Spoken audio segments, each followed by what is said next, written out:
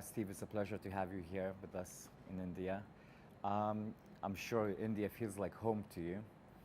You know, I came here in 1978 to India. I've been here about 80 times.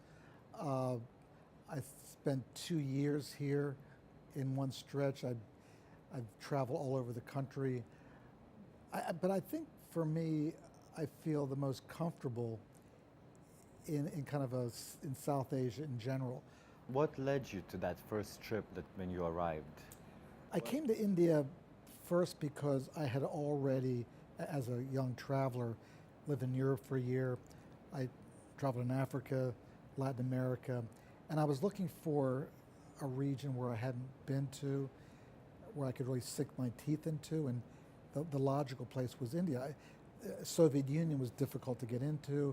China was tricky, also difficult. So really the logical place was India. It was so full of stories, and it was such a different place then than it is now. But I just was always continually fascinated. It's a place that incredible stories here. It's a place that can be maddening. There's a lot of chaos at times. It's a place that sometimes it's hard to understand, but it's never boring.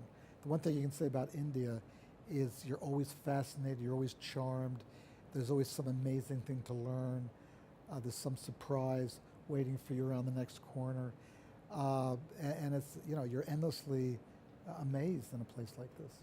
How do you establish the balance between being the person and then being the photographer behind the lens? Because we were discussing earlier that sometimes, you can feel quite intrusive. It can feel quite intrusive when, you're approaching a subject.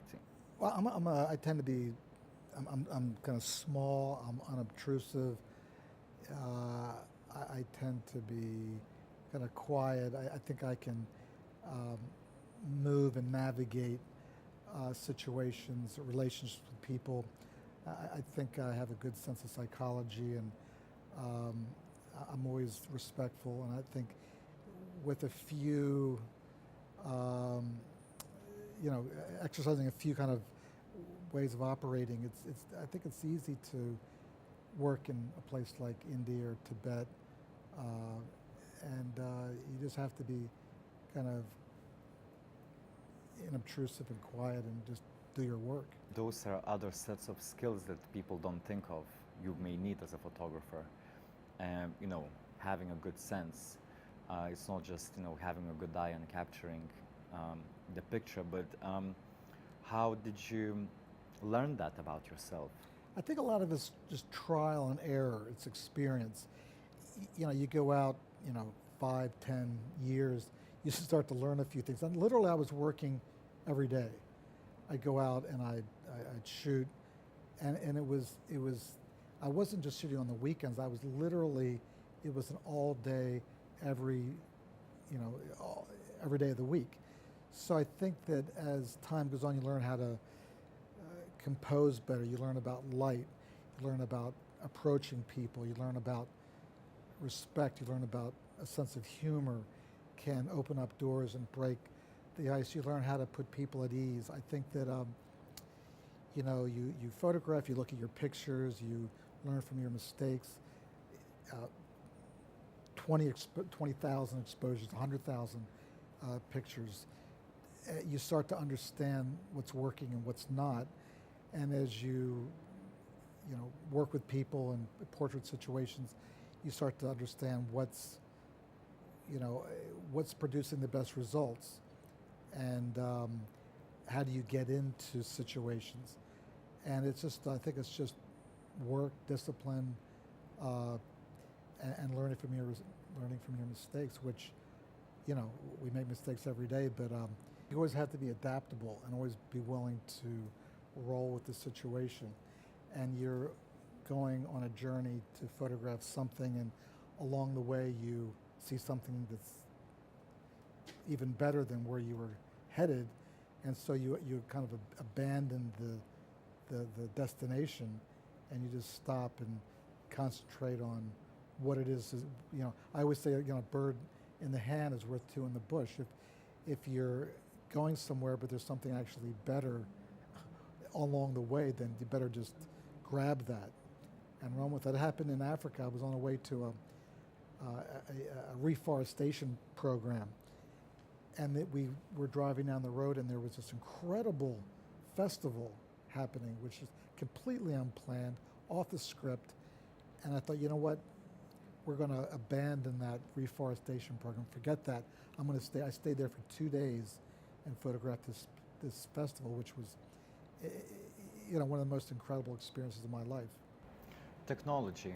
I think today young photographers they focus a lot about the newest camera, if it's Mark III or Mark IV or whatever device they're using, and sometimes I feel like we have so much pressure with so many products coming out that sometimes I think young people feel like they can't even get out of bed to do anything because somebody else is already having a better camera than them.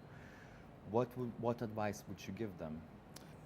In photography, it's about the story. It's not about the equipment, whether it's a Nikon or Canon or Leica or even a cell phone. I mean, it's more about finding powerful situations that touch people. I think that have some emotional content, something that makes us laugh or cry or something that evokes some sort of emotion. I think you can do great work with a cell phone. I think virtually all the cameras on the market are pretty much the same. So it's not about the lens or the camera, but you have to learn to, with your camera, just to find the right situation. It's not about the equipment, it's not about the technique, it's more about the story.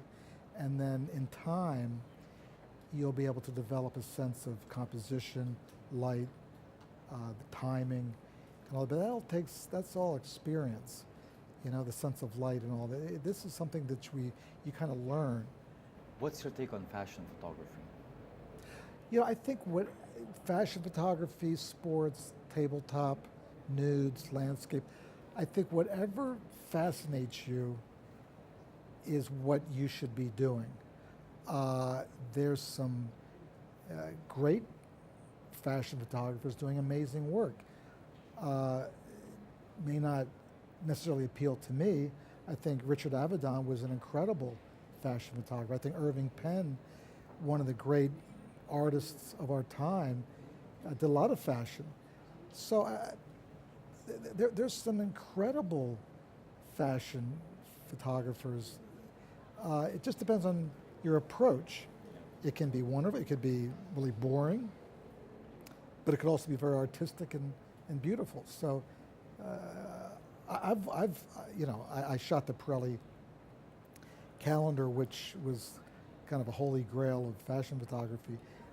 And it was great fun working with some of the most professional models, some of the best designers, and you had this really highly professional team of people coming together to create some wonderful result. I think it's really great fun. What's your next trip?